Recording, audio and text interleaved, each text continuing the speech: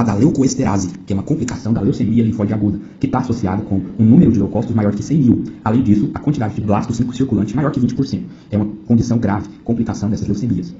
Por isso a gente vai ter o dano endotelial e uma hemorragia, além de hipoxemia. E essa doença é mais comum na leucemia aguda, apesar de que na leucemia crônica tem também um número de leucócitos muito alto. E o sintoma está relacionado com o acometimento do sistema nervoso central e do parênquima pulmonar.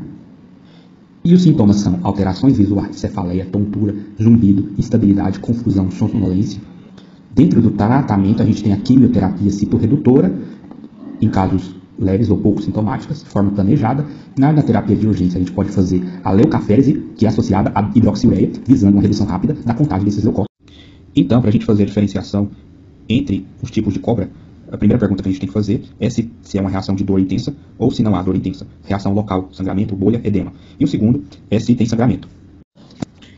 Então, o quadro de envenenamento crotálico, que é causado pela picada de cascavel, nós vamos ter os sintomas de pitose palpebral, que é a face miastênica, que vai cursar com fraqueza muscular, visão turva e também com urina escura, dificuldade para abrir os olhos, tem alta problema relacionado com o CPK, somente o CPK e a quebra de proteína.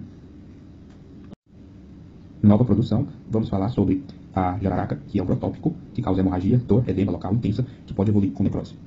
Laquético, dor intensa com hemorragia muito mais grave, representada pela surucucu.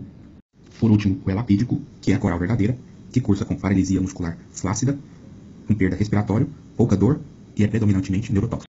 Dor local. Então, 90% dos acidentes são por brotópicos. Então, a gente tem a síndrome vagal, que acontece quando o paciente tem diarreia, dor abdominal, vômitos, bradicardia, queda de pressão, reforça muito a suspeita de acidente de SV-SL, que é surucucu ou laquéticos. Sobre o uso de soro.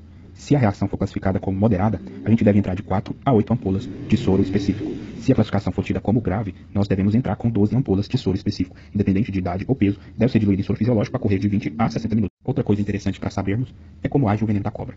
A primeira ação é sobre o fibrinogênio, que é uma supercola no nosso organismo. Ele vai atingir esse fibrinogênio, fazendo uma cascata de ativação e destruindo todo o estoque. Então esse fibrinogênio ele vai coagular, formando pequenos coágulos que são inúteis a longo prazo.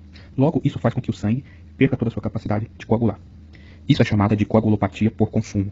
A outra ação do veneno é agir diretamente sobre os vasos, principalmente dos capilares, furando ele e deixando eles frágeis, causando sangramento ativo, sendo um dos maiores riscos o sangramento cerebral por causa da picada da cobra. Para o mapa, o diagnóstico de hipertensão basta